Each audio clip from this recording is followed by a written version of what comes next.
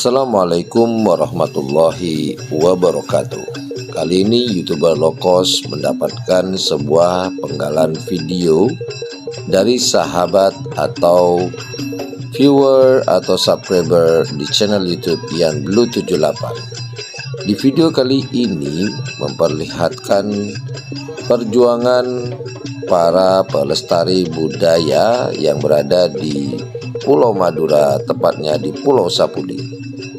Peristiwa ini terjadi di Pelabuhan Kalianget, Kabupaten Sumeneb. Dikarenakan surutnya air laut pada saat itu, sehingga kapal penumpang atau kapal feri lebih rendah dari dermaga yang ada di Pelabuhan Kalianget, Kabupaten Sumeneb.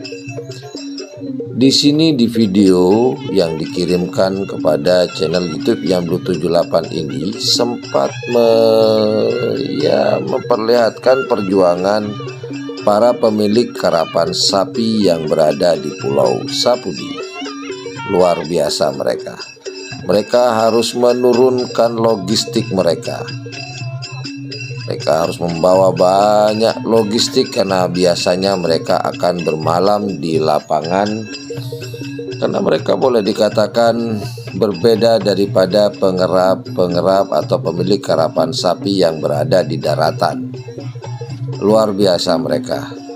Demi melestarikan salah satu warisan budaya yang ada di Pulau Madura, mereka menyeberang dari Pulau Sapudi ke daratan.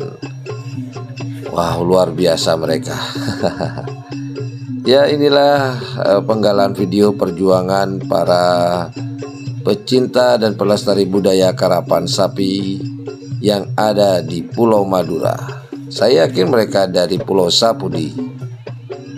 Ada 3 pasang sapi karapan. Ada yang mungkin ada teman-teman yang tahu tim apakah mereka. Luar biasa perjuangan mereka. Salut.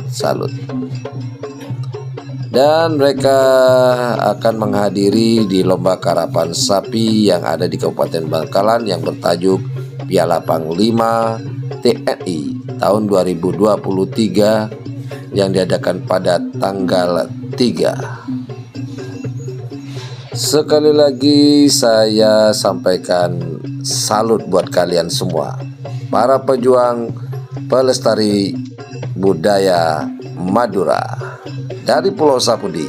Kalian keren banget.